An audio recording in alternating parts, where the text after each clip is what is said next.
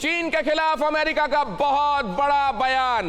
Dragon के खिलाफ पूरी दुनिया हो रही है एकजुट। यूनाइटेड स्टेट्स ने कहा है, भारत समेत कई देश अमेरिका के साथ। ये बात कही है पोम्पियो ने। ऑस्ट्रेलिया, जापान, दक्षिण कोरिया भी अमेरिका के साथ।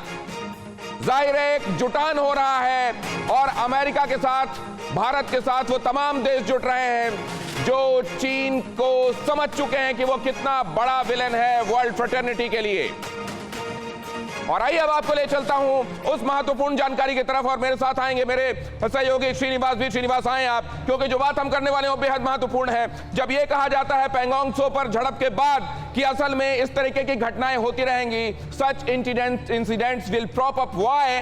Because the border with India is not demarcated. जब ये बात वांग यी की तरफ से कही जाती है तो दरअसल इसमें आप सदाशयता ना समझें, इसमें एक षड्यंत्र है, और वो षड्यंत्र कितना पुराना है आज ये हम समझेंगे। जब जब कोशिश की गई, श्रीनिवास, कभी होने नहीं दिया चीन ने। जरा बताएं इसका इतिहास क्या है, और चाहे तो आप ये लें, इससे आपको बताने में आसानी होगी। दिनेश, सबसे पहली बात मैं आपको बता दूं कि भारत और चीन के बीच जो ये सीमा विवाद है, ये आज का नहीं है, ये उस वक्त का है जिस वक्त यहाँ पे ब्रिटिशर्स थे और बार बार इस सीमा विवाद को सुलझाने की कोशिश की गई, लेकिन उस वक्त भी चीन की यही चाल थी जो इस वक्त आप देख रहे हैं। और इसीलिए हम कह रहे हैं कि संपूर्ण विश्लेषण है। आप समझिए ये संपूर्ण विश्लेषण किस तरीके से है, जरा इस मैप पर समझाइए। 1893 से यहां शुरू होता हुआ ये किस्सा दिखाई दे रहा है हमें। मैं आपको बताऊं, 1893 से पहले भी आश्चर्य होगा, आज पूरे देश को यह जानना चाहिए कि जिस जम्मू कश्मीर की आप बात कर रहे हैं ना, ये अक्साई चीन पहले पंजाब राज्य का हिस्सा होता था और महाराजा रंजीत सिंह के कब्जे में पूरा अक्साई चीन था।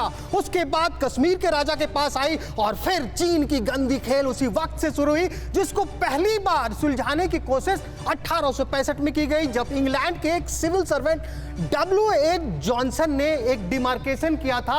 1865 में आप देख सकते हैं यहां पे जॉनसन लाइन बनाई गई।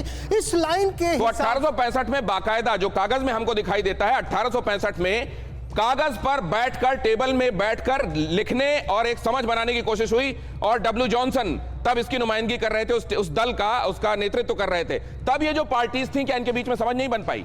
मैं आपको बताऊं कि उस वक्त जो पार्टीशन हुआ, अक्साई चीन, पूरा का पूरा अक्साई चीन हिंदुस्तान के हिस्से में था।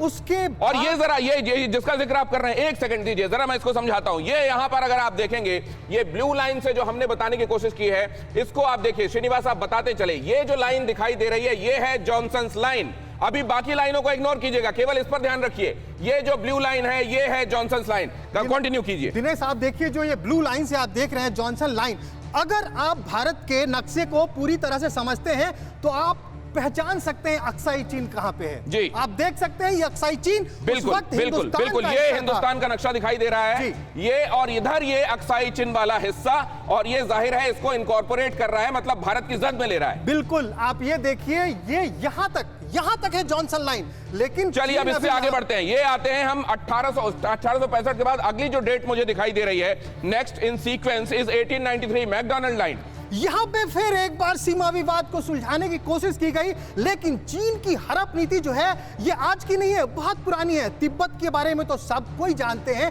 लेकिन जिस सिंजियांग की बात चीन करता है कि वो उसका है, वो भी एक ऑटोनॉमस स्टेट होता था और उस पे भी कब्जा किया। अब आते हैं यहां पे। लेकिन मैं अगर इसको देखता हूं, ये मैकडॉनल्ड लाइन, अगर हम ये जो डैश के हिसाब से दिखा रहे हैं, अगर हम ये देखें तो ये जॉनसन जिस अक्साई चीन को अपने अंदर समेटे हुए है, ये मैकडॉनल्ड लाइन उसको बाहर करता है, एक्सक्लूड करता है, मतलब ये चीन की तरफ करता है। इसकी पूरी कहानी मैं आपसे समझूंगा, अब इसको यहीं रोकते हैं।